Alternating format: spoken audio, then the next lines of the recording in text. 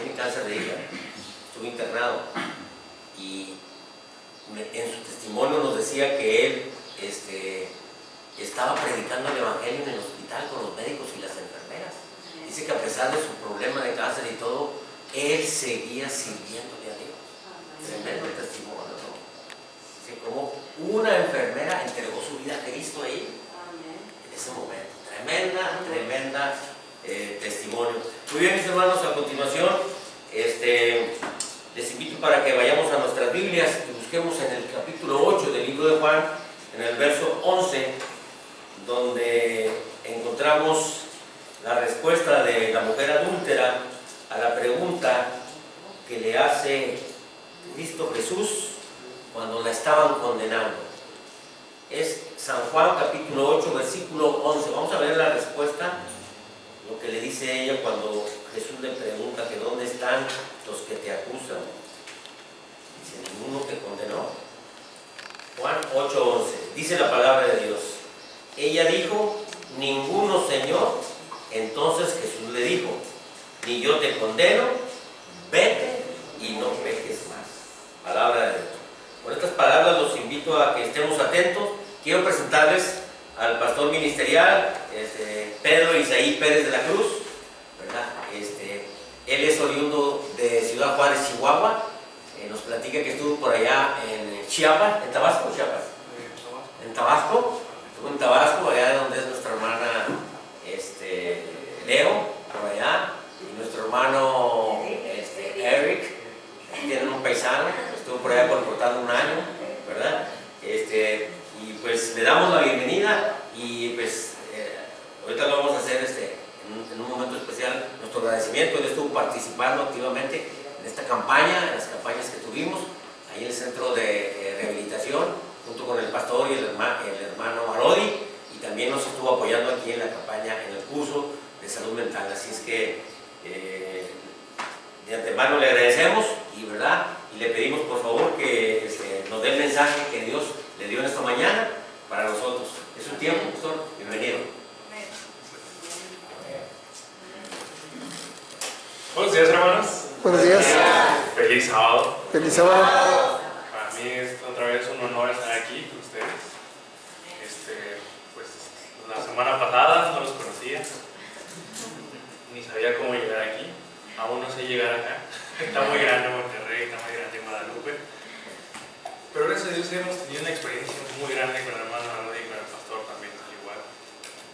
Una experiencia muy bonita. Alguna vez me tocó predicar para algún anexo, pero solo fue un día, no fueron varios días. Y era un anexo completamente diferente. Era uno repleto de personas, eran como 60 muchachos, si no me recuerdo. Pero era un ambiente completamente diferente. No era un ambiente como el que vivimos ahora. Ahí en ese centro de rehabilitación es completamente diferente. Son los, ¿cómo se le llama? Los padrinos. Son personas que sí, aceptan, quieren. El hermano Arodi me contó la experiencia de cómo llegó ahí, y también fue un milagro. Ahí el ambiente de los muchachos, son personas que algunos sí, todavía no están limpios. Hay otros que ahí van más o menos, y los que ya están completamente, más o menos limpios. Son muchachos que tienen una vista completamente diferente, tienen unos ojos completamente llenos de esperanza. Y nosotros apenas esta semana iniciamos. Plantamos o empezamos a germinar esa semilla. Ahora le toca a ustedes, hermanos. Son muchachos que necesitan de nosotros. Son muchachos que necesitan que los reciban con un abrazo y como una familia. Y antes de empezar este tema, quisiera que inclinemos nuestro rostro para orar. Querido Padre que estás en los cielos, santificado sea tu nombre, Señor. Gracias te damos en esta tarde, en esta mañana, porque nos da la bendición de una vez más estar aquí en el culto divino, Señor. Te pedimos que nos bendigas, que nos des el entendimiento para poder discernir tus escrituras, Señor. Te pedimos que todo lo que escuchemos y todo lo que digamos se quede no solo guardado en nuestra mente, sino se quede guardado en nuestro corazón. Amén. Amén. Te lo pedimos no porque seamos merecedores, sino en el nombre de tu Hijo amado, Cristo Jesús. Amén. Amén. Capítulo 8 de San Juan. Una de las historias que para mí son de las más bonitas en cuanto al ejemplo de Jesús hacia aquellos que son rechazados. Es una de las historias que para mí que he visto, que he analizado, que a través de la inspiración del pastor Ismael Muñoz, en uno de sus cantos de la campaña nacional, fue que empecé a estudiar más este tema. Y es un canto muy bonito, se lo recomiendo, es el de María Magdalena, le ponen UMC, o sea, Unión Mexicana de Chiapas, y ahí sale. Es el de la campaña nacional. Pero es un tema muy bonito, porque podemos ver desde un inicio lo que Jesús estaba haciendo, ¿no? Versículo 1 dice: Jesús se fue al monte de los olivos. ¿Por qué? Porque podemos ver desde los capítulos anteriores, desde el capítulo anterior, que Jesús estaba a cada rato siendo acosado, podríamos decirlo, por los fariseos, por los escribas, de tal forma en que cada momento querían ver que Jesús fuera aprisionado, que Jesús estaban planeando su muerte. Entonces llega el punto donde Jesús ya está cansado de ellos, se aparta, se va al monte de los olivos, se va a orar, se va a platicar con Dios. Ya está tranquilo, ya llega a tranquilidad, viene en paz, viene con la fe en Dios. ¿Qué pasa? Él, y por la mañana, volvió al templo. Y todo el pueblo vino a él y sentado a él les enseñaba. Entonces los escribas y los fariseos le trajeron una mujer sorprendida en adulterio y poniéndola en medio le dijeron: Maestro, esta mujer ha sido sorprendida en el acto mismo del adulterio y en la ley nos manda Moisés apedrearla a tales mujeres. Tú pues, ¿qué dices? Jesús venía con el espíritu renovado. Jesús venía tranquilo, Jesús venía confiando en el Señor, 100%. En Él estaba su fe. Entonces, ¿qué hace? Empieza a enseñar a las demás personas, a aquellos que también estaban necesitados.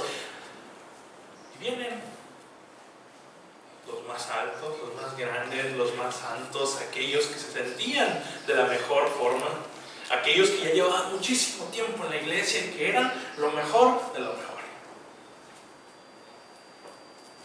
¿Y con quién vienen?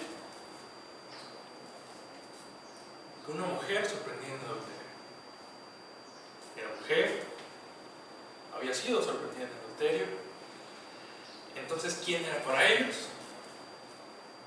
No era nadie. Era una pecadora más. Era una persona rechazada que los repudiaban. Una persona que no la querían ni siquiera ver. Pero ellos mismos habían planeado todo esto.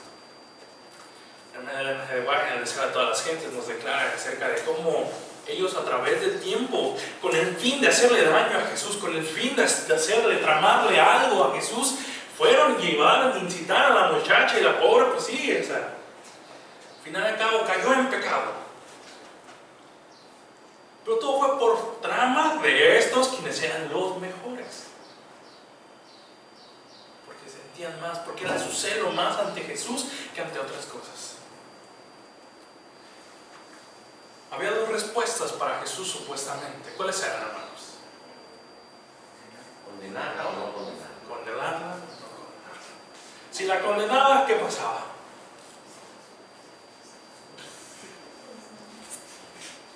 Si la condenaba, pasaba que fácilmente ellos podían ir con los romanos y decirles: está sobreponiéndose a su mandato.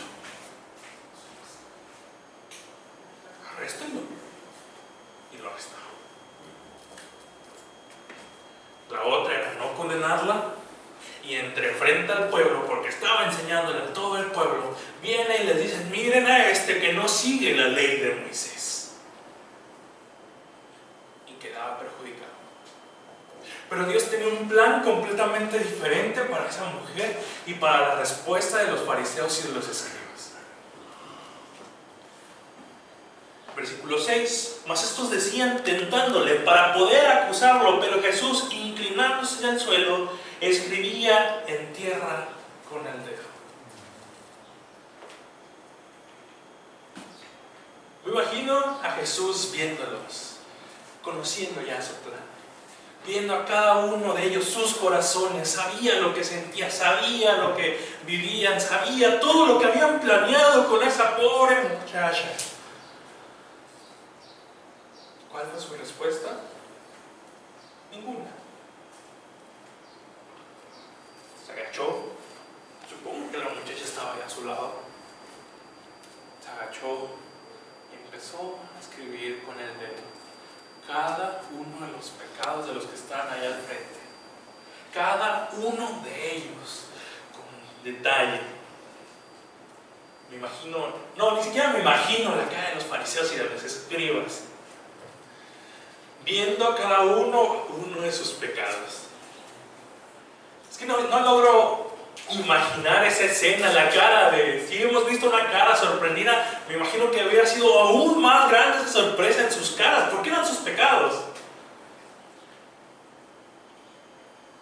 ¿Cuántos de nosotros no hemos escuchado algo que sabemos, un secreto, digámoslo así, y alguien más lo sabe, pero nosotros no sabíamos que esa persona sabe, y de repente empieza a decirlo y nosotros con cara de, ¿y usted cómo sabe? Y nos quedamos así. Ahora imagínense que están confesando todos los pecados de las personas que tienes a tu alrededor. Es sorprendente, ¿no?, la respuesta de Dios. Es sorprendente ver cómo Dios está tramando algo completamente diferente en nuestras vidas. Y lo comparo con aquellos muchachos. Escuché uno de los relatos de ellos, no escuché todos. Ese muchacho tiene un testimonio sumamente grande. Llegaron, los atacaron. Bueno, lo atacaron a él en su casa. Diferentes impactos de balas en sus familiares y en él no.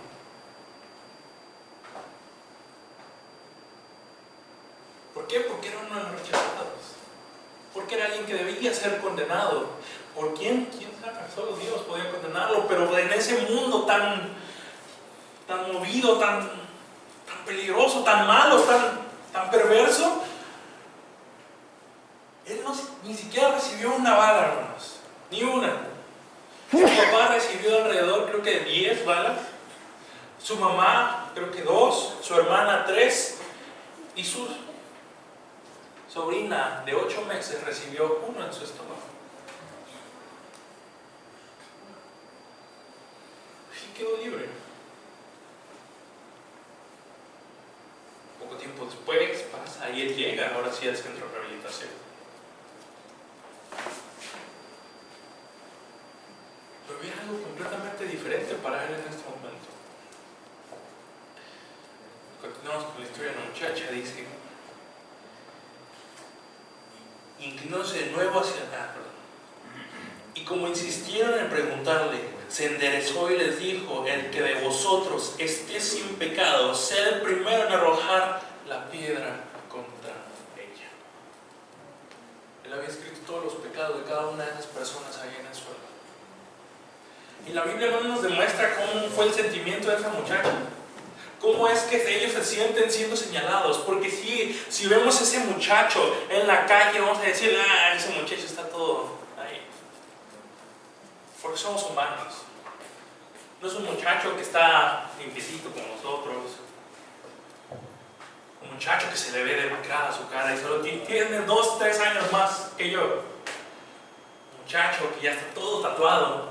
Es un muchacho que fácilmente, si lo vemos en la calle, nosotros nos haríamos a un lado.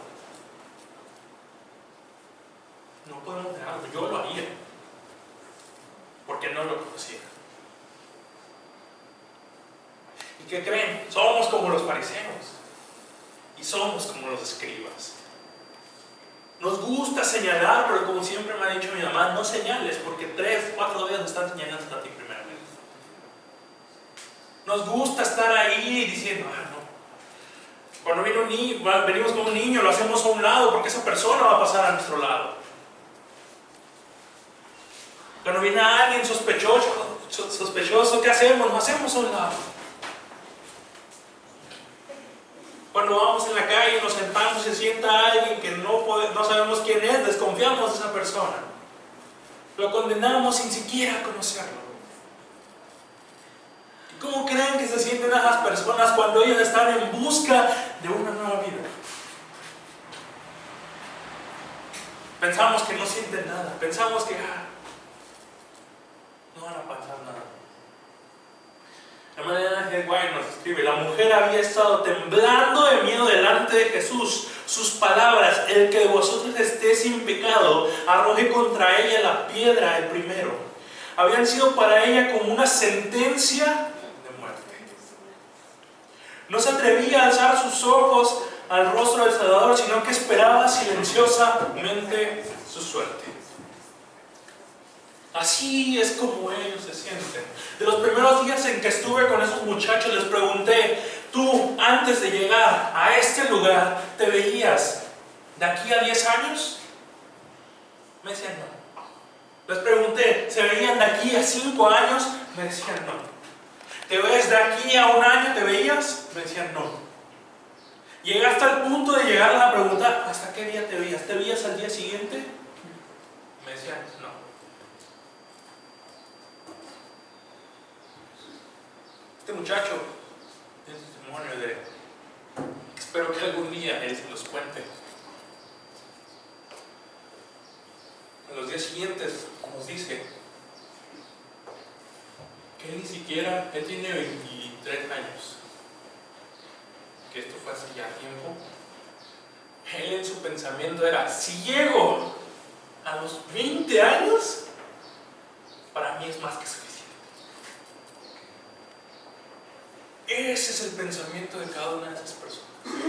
Ese es el pensamiento de aquellas personas que juzgamos, que señalamos, que vemos y decimos: ese ya está perdido. Pero algunos de ellos están en busca de una nueva oportunidad, de una nueva vida, de alguien que llegue y les extienda la mano, se ponga a su lado y esté con ellos en cada uno de sus momentos, porque apenas ahorita están iniciando ese pequeño tramo de iniciar una nueva vida. Y saliendo de ahí vienen retos, vienen dificultades, vienen cosas que ni siquiera ellos piensan que van a pasar. ¿Y quiénes van a estar para ellos? El hermano Arodi. Sí, el hermano Arodi ahí está en el centro de rehabilitación, echando ganas. El pastor que está echando ganas también, que el hermano Arodi. Sí, ellos pueden. Y es que no tengo tiempo. Es que el trabajo y todas estas cosas. No sé, tal vez otro hermano pueda hacerlo.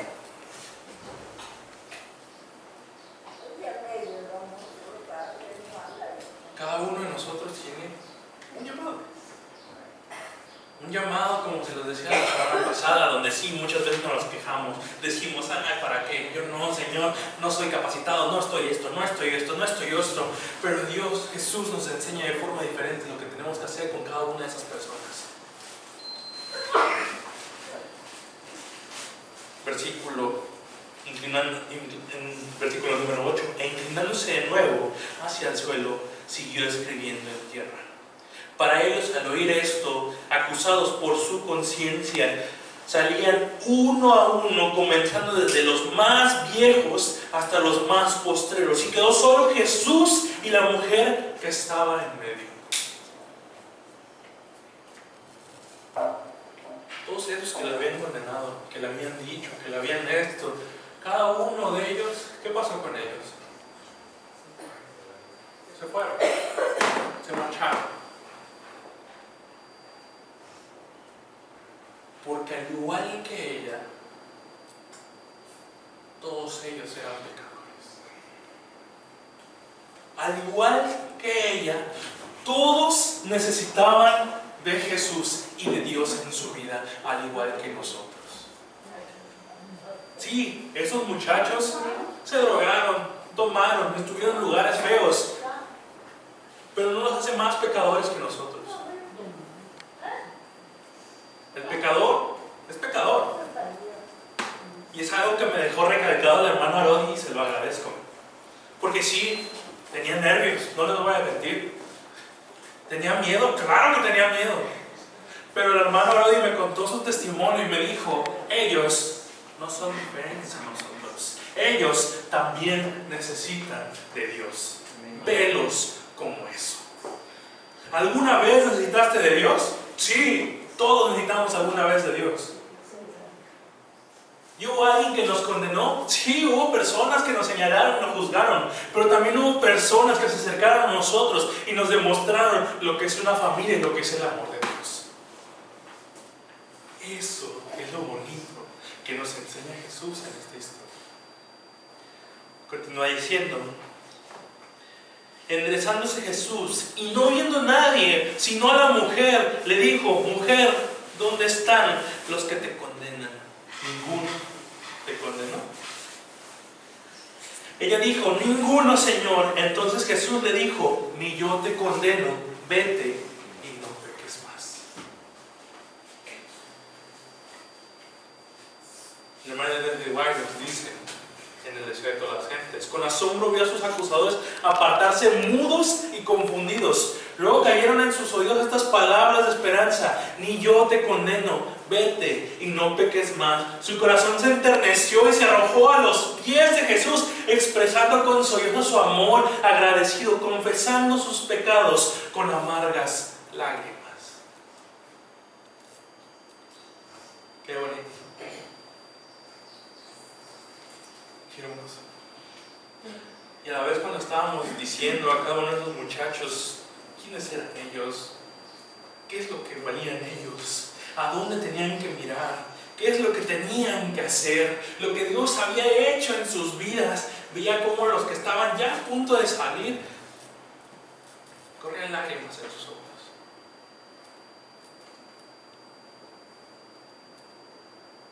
Y sí, tristemente yo los parto por ellos, con la esperanza de algún día volver aquí y ver a esos muchachos aquí sentados. Amén. Y ver a esos muchachos que están dirigiendo, que están hablando, que están expresando cada uno de sus testimonios. ¿Por qué? Porque los hermanos de la Iglesia de la Gracia les abrieron los brazos y los abrazaron y les dijeron: no te puedo ni siquiera yo condenar, porque yo también soy como tú. Jesús te recibe. Y es algo que nos enseña también la hermana de White en el deseo de todas las gentes. Todo eso está en la página 426, entre los párrafos 3 y 4. Eso fue para ella el principio de una nueva vida. Una vida de pureza y paz, consagrada al servicio de Dios. Al levantar esta alma caída, Jesús hizo un milagro mayor que al sanar la más grave enfermedad física. Curó la enfermedad espiritual, que es para muerte eterna. Esa mujer penitente llegó a ser uno de sus discípulos más fervientes. Con amor y devoción abnegada retribuyó su misericordia perdonadora. Deseo a todas las gentes, página 426, párrafo 4. Y es lo que decíamos con el hermano hoy. Si todos esos muchachos salen, rompen esa estadística de 3 de cada 100 de los que salen de un anexo y continúan bien, y continúan y siguen y vienen y reciben un abrazo tan cálido, una palabra tan bella, un amor tan bello como el que Dios demostró en cada una de nuestras vidas, van a ser personas que nadie va a poder parar en cuanto a esparcir el mensaje. Y tenemos que seguir adelante, tenemos que seguir viendo cada una de esas cosas, tenemos que seguir ayudando a otros, porque cuando nosotros más necesitábamos de Dios, Dios estuvo para nosotros. Y como les digo, no vean a esas personas como alguien del que nos debemos apartar cuando vamos caminando en la calle. No vean a esas personas como alguien que no podemos ver ni siquiera hablar por cómo está vestido, por cómo se ve y por cómo habla. Porque alguna vez también nosotros estábamos así. Tal vez no de la misma forma, pero una forma en que estábamos alejados de Dios.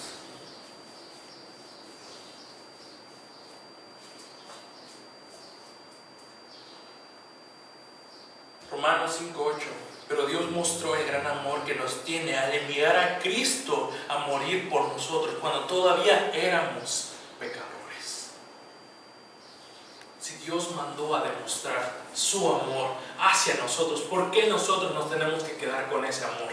Debemos compartirlo. Debemos dárselo a otros. Debemos ver a esos muchachos que están necesitados, que están tan faltos de amor. Yo les preguntaba a esos muchachos, ¿estás orgulloso de lo que hiciste? Me decían que no. Me decían que no y se veían arrepentidos de cada una de las cosas. Sí, los estragos del pecado están plasmados en su mismo cuerpo. Pero que eso no nos importa, hermanos. Que eso no sea la limitante para que nosotros vayamos y les demostremos que Dios los ama y que nosotros también los amamos, porque Dios nos amó a nosotros. Amén. Tenemos una misión. Tenemos un llamado. Tenemos personas que están dispuestas a servir a Dios. Vamos a acudir a ese llamado. Vamos a aceptar esa misión. Amén. Que así sea, hermanos. Dios los bendiga. Amén. Muy bien. Gracias, pastor, por ese tremendo tema. Seguramente el llamado que nos hace es al servicio, ¿verdad? La razón de ser por lo que estamos aquí, predicar su evangelio. Esa es la razón de ser por la que usted está aquí, servir a Dios, ¿verdad? Y buscar. Muy bien, pues vamos a seguir con el programa. Los invito a que también adoremos a nuestro Dios entonando las estrofas del himno número 60.